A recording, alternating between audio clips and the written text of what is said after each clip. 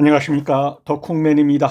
불도저 운전기능사 필기 2026년 네 번째 시간입니다. 바로 문제로 들어가도록 하겠습니다. 오늘은 불도저 운전기능사 필기의 4강입니다. 문제 1번입니다. 수공구 중 드라이버의 사용상 안전하지 않은 것은? 정답은 눈에 보이죠.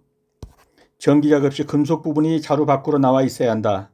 이러면 안 되겠죠. 만약에 전기가 통하게 되면 감전됩니다. 요건 다 맞는 것이니까 지문 한번 읽어보시고요. 2번입니다. 불도저 운전자가 다시 한번 제가 첨언해서 말씀드리면 지금 푸는 모든 문제는 기출문제입니다. 그래서 다시 나올 확률이 매우 높은 것들입니다. 기출문제란 거 이해하시고요. 불도저 운전자가 운전 위치를 이탈할 때, 운전 위치를 이탈한다는 건 뭐죠? 운전석에서 내려서 뭐 소변을 보든 밥을 먹든 이렇게 이탈할 때 안전 측면에서 조치상으로 가장 거리가 먼 것은? 기관 정지시켜야겠죠. 진행기는 작업 중단하고요. 작업장치를 올리고 버팀목을 받친다. 틀렸죠. 작업장치를 올리면 안 돼. 작업장치를 땅에 내려야 합니다. 지면에 닿게 돼요. 버튼목을 받치는 것은 맞습니다. 브레이크를 확실히 건다. 맞죠. 틀린 것은 작업장치는 지면에 내려놓아야 합니다. 그래서 운전석을 떠날 때는 작업장치는 지면에 내려놓습니다. 불도저라고 해서 송토 길이, 흙을 옮기는 길이로 가장 적합한 것은? 먼 거리는 잘 안 된다고 그랬죠. 100m 정도 이내의 거리에서 흙을 옮기거나 이렇게 하는 겁니다. 파거나. 그래서 100m가 되겠습니다. 4번입니다. 유압모터의 장점이 아닌 것은? 정답은 그렇죠. 2번이네요. 유압모터는 속도나 방향 제어가 용이하죠. 어느 쪽으로든 압력 밀어주는 쪽으로 들어가서 속도도 나오고 방향도 나오니까. 소형 경량으로 큰 출력이 가능합니다. 변속이 용이하고 역전, 이렇게도 돌았다가 이렇게도 돌았다. 즉 시계 방향으로 돌 수도 있고 반시계 방향으로 돌 수 있습니다. 어떻게 가능하죠? 이쪽에서 오일을 입력시켜주면 이렇게 도는 거고, 이쪽에서 입력시켜주는 관로를 선택하면 이렇게 도는 거고. 그래서 변속은 어떻게 해요? 유량을 많이 주느냐 적게 주느냐에 따라서 아주 쉽죠. 이런 부분은. 근데 왜 이게 틀렸습니까? 관성력이라는 것은 밀을 때 가는 방향으로 계속 가려고 하는 거죠. 그런데 유압은 어떻습니까? 유압 모터는 유압 끊어지면 바로 멈춥니다. 관성력이 적습니다. 정답은 2번이 되겠습니다. 유압 모터는 관성이 작습니다. 기관에서 윤활유의 사용 목적으로 틀린 것은? 윤활유. 그렇죠. 윤활유가 불타라고 있는 건 아니죠. 불이 붙긴 하겠지만 이것이 목적이 아니라는 거예요. 목적이. 마멸을 방지하기 위해서. 그렇죠. 냉각작용. 윤활유가 냉각작용도 한다는 거 아시죠? 밀봉작용. 압축가스가 새지 않게 하는 밀봉작용도 합니다. 이 세 가지는 전부 다 목적에 해당되는 것이고, 발화성은 불 붙으면 안 되는 거죠. 그 목적은 아닙니다. 이 부분은 화면을 멈추시고 꼼꼼하게 한번 읽어보시기 바랍니다.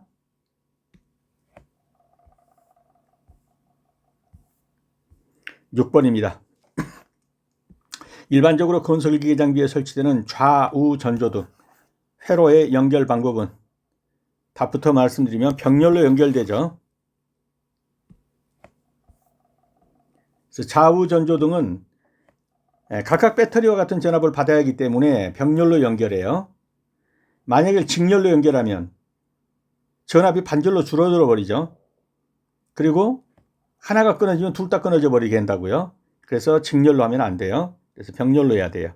왼쪽, 오른쪽 따로따로 이렇게 가가지고 이렇게 되면 좌우 전조등에 같은 전압이 걸리게 되죠. 한쪽 전조등이 끊어진다 할지라도 다른 쪽은 계속 켜져 있습니다. 전조등을 각각 독립적으로 작동시킬 수도 있고요.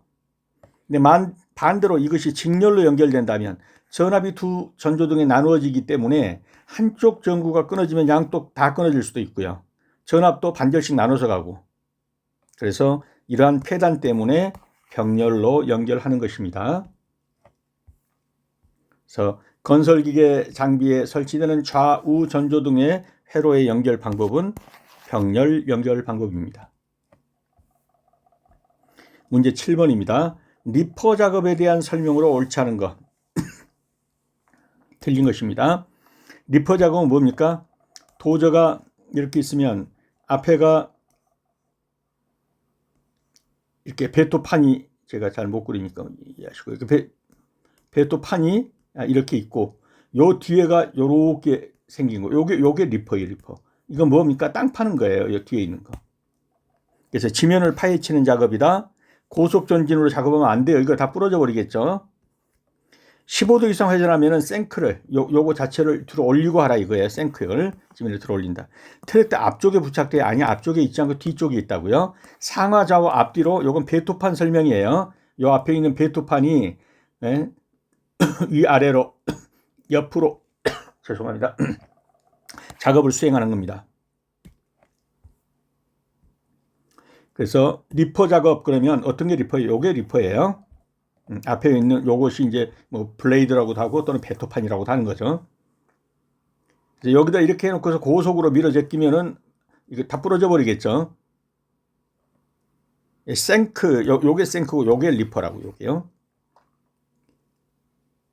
그래서 15도 이상을 이렇게 회전할 때는 요걸 들고 회전을 하시라, 이런 말이고요. 트랙터 앞쪽에 부착되어 틀렸어요. 뒤쪽에 있다는 거죠. 그래서 이 그림을 연상하시면서 보시면 답 고르는 건 어렵지 않을 겁니다. 그게 리퍼다 하는 거죠. 방향제어 밸브에 대한 설명과 거리가 먼 거. 방향제어 밸브 상시 닫혀 있다, 이런 밸브 아니죠. 항상 열려 있습니다. 오히려 흐름을 바꾸는 거예요. 이게 방향을 바꾸는 거고, 오히려 흐름을 바꾸는 것은 뭐 방향이라기보다는 일종의 속도인데, 이것도 어느 정도 방향제어 밸브 역할이 있습니다. 정지, 바꾸는 거, 변화시키는 거, 이건 전부 다 방향제어 밸브 한 역할이라고 보시면 됩니다.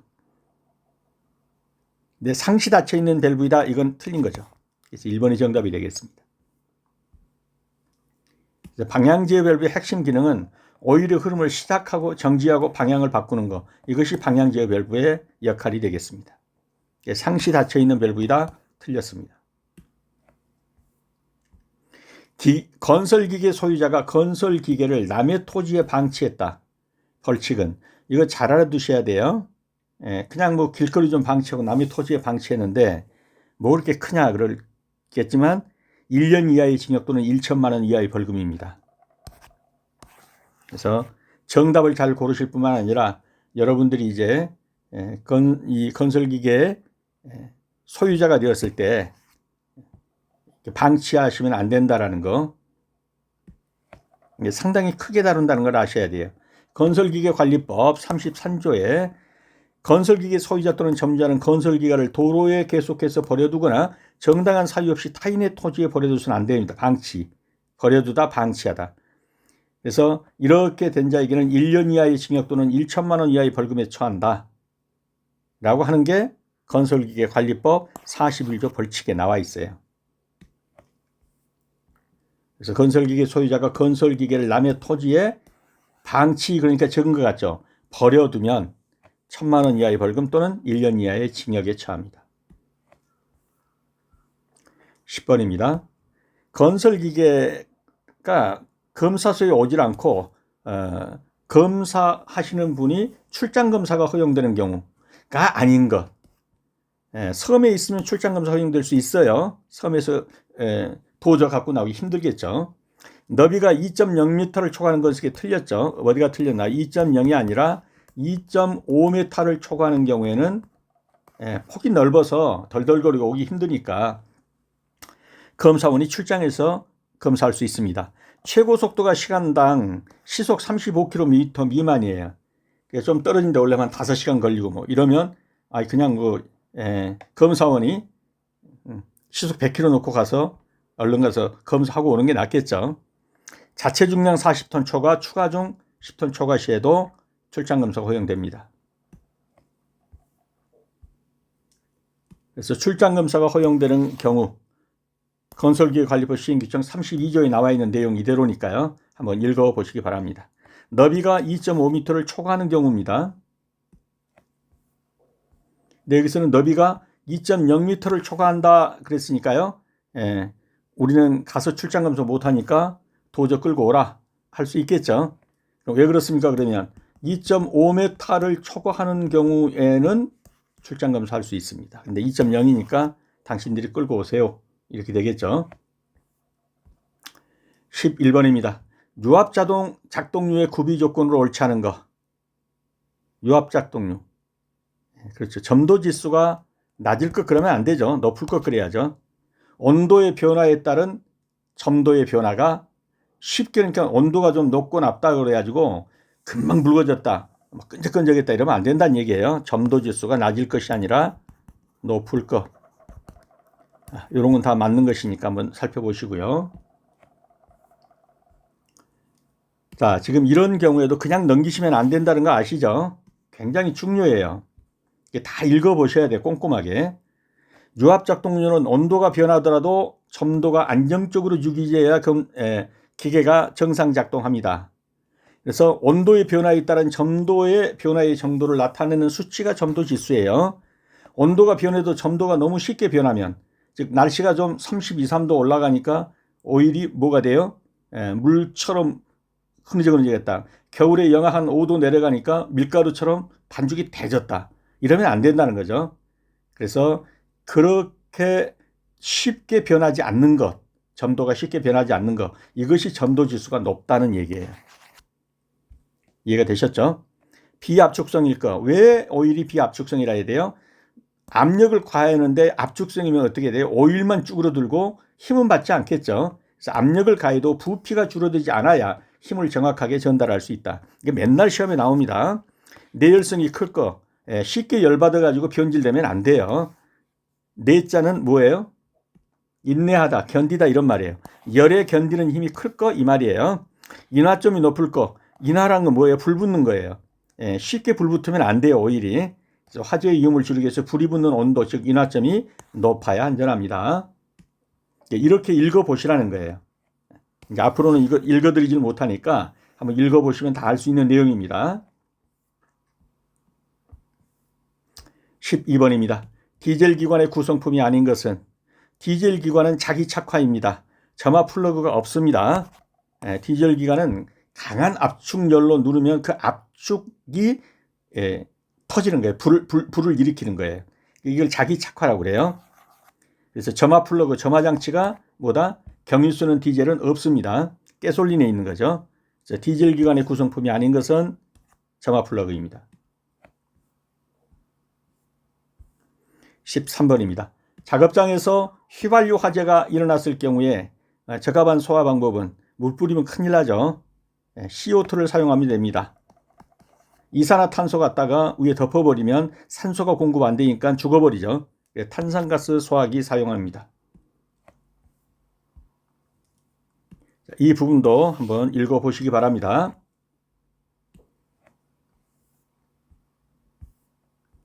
14번입니다. 건설기계의 구조변경 검사는 누구에게 신청해야 합니까? 구조변경 검사 원칙적으로 누구에게 합니까? 시도지사에게 합니다. 근데 시도지사가 검사 대행자를 지정했으면 검사 대행자에게 하면 됩니다. 시도지사가 이거 맨날 하고 있겠어요? 구조변경 검사? 그러니까 검사 대행자를 지정해 줍니다. 그러면 누가 한다고요? 검사 대행자가 합니다. 정답은 3번이 되겠습니다. 자, 이 부분도 한번 읽어보시기 바랍니다.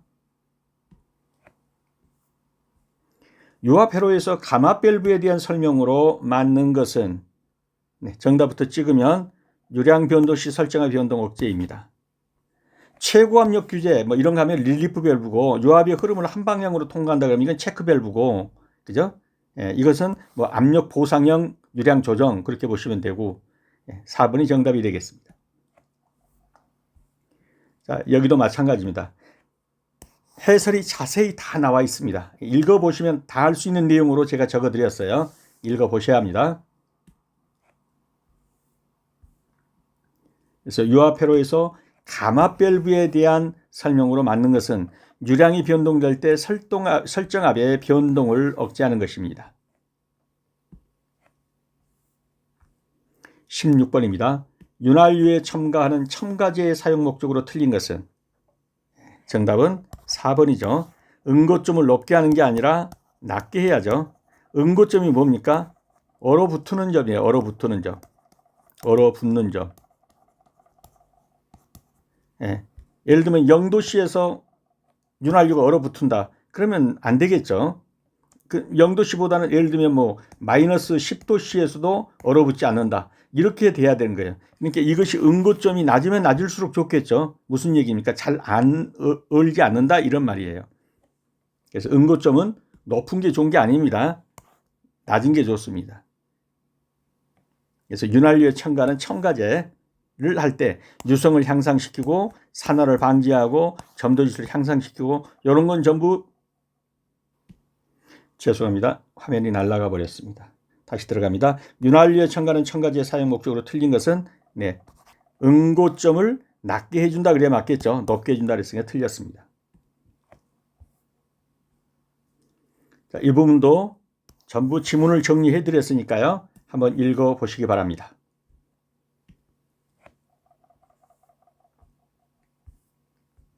17번입니다.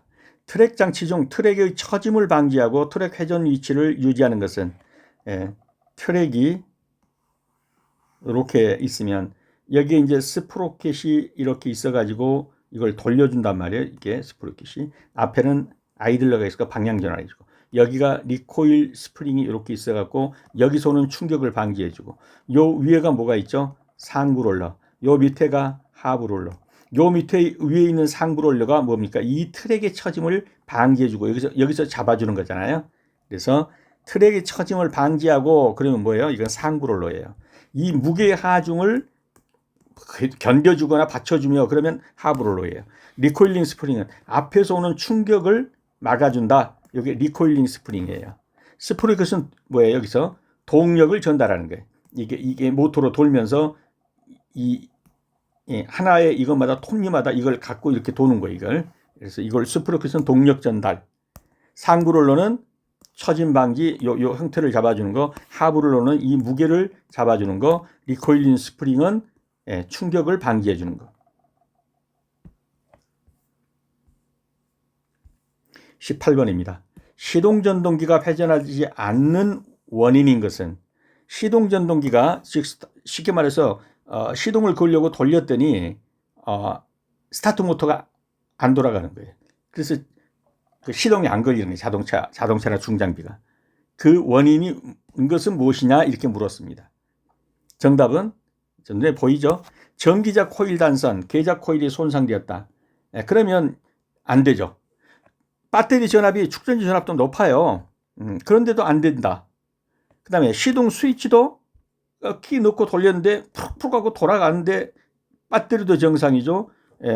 스위치 접속도 정상인데 소위 말해서 스타트 모터, 세로모터가 안 돌아간다. 그럼 이건 세로모터 자체의 문제예요. 전기자 코일이 나갔든지 계자 코일이 나갔든지. 브러쉬 접촉면을 전면적에 80% 이상 제로하겠다. 이 브러쉬가 뭐예요? 그 전기를 밖으로 아웃풋 해준 거, 밀어주는 거, 요게 이제 브러쉬란 말이에요. 이게 전면적의 80% 이상이 닿았다, 접촉되었다. 그러면 전기가 지금 잘 통하고 있다, 밖으로 밀어주고 있다는 얘기예요. 이렇게 함에도 불구하고 시동전동기가 안 걸린다면 전기자 코일 자체가 단선됐거나 계자 코일이 나갔다. 여기 또 한번 쭉 읽어보시기 바랍니다. 그림으로 본다면 이런 겁니다. 여기서 이 밖에 있는 스테이터 쪽에 이게 나갔든지 안에 쪽에서 나갔든지 단선이 된 거예요. 그러면은 다 들어와도 여기 자체에서 단선이 됐기 때문에 안 붙어요. 전류 흐름이 차단돼 버린 거죠. 자, 스위치가 여기서 키를 돌렸습니다. 그리고 정상적으로 스위치 접속이 되고 있어요. 그러면 문제일 게 없는 거고, 배터리가 충분해가지고 가고 있어요. 그래도 안 된다면, 그 다음에 여기서 브러쉬 접속도 85% 이상이 되고 있어요.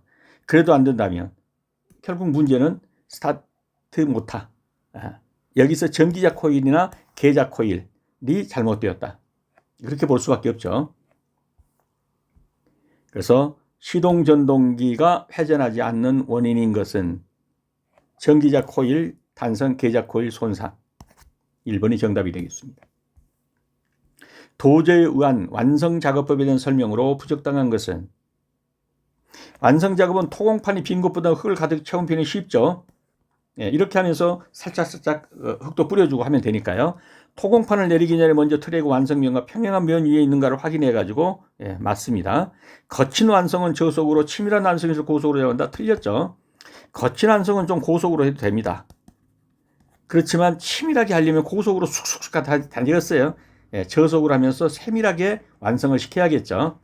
그래서 치밀한 것은 저속으로 천천히 가면서 다듬어주고, 거친 완성은 좀 설렁설렁 해도 되죠, 고속으로. 그래서 둘이 거꾸로 됐습니다. 틀렸죠. 도저는 거친 마무리 작업에 적합한 기계이다. 맞습니다. 정답은 3번이 되겠습니다. 여기도 한번 읽어보시면 다 아니까 그대로 한번 읽어보십시오.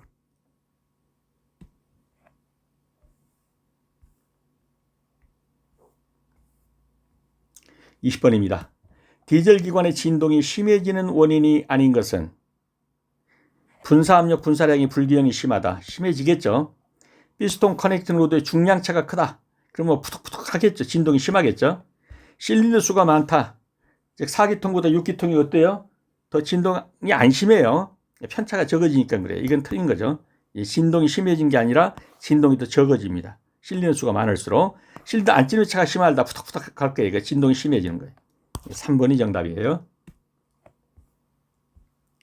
자, 디젤 기관은 실린더 수가 많아질수록 실린더의 폭발 간격이 짧아지기 때문에 이 동력이 연속적으로 일어난단 말이에요. 그래서 진동이 오히려 감소하는 거예요. 분사 압력과 분사량이 불균형하면 실린더별로 폭발력이 달라지겠죠. 진동이 발생합니다. 피스톤 커넥팅 로드가 중량 차이가 있으면 이것도 운동의 불균형으로 진동 발생할 거고, 실린더 수가 많으면 동력 전달이 부드러워서 진동이 감소합니다. 실린더 압축 압력의 차이가 있으면 실린더별로 연소력이 달라서 진동이 발생할 거예요. 가만히 한번 머리로 이미지를 떠올려 보시면 다 알 수 있을 겁니다. 그래서 디젤 기관의 진동이 심해지는 원인이 아닌 것은 4기통보다 6기통이 더 진동이 적습니다. 실린더 수가 많을수록 진동이 덜합니다. 네, 오늘은 여기까지입니다. 수업하시느라 수고 많으셨습니다. 다음 시간에 다시 뵙겠습니다. 감사합니다.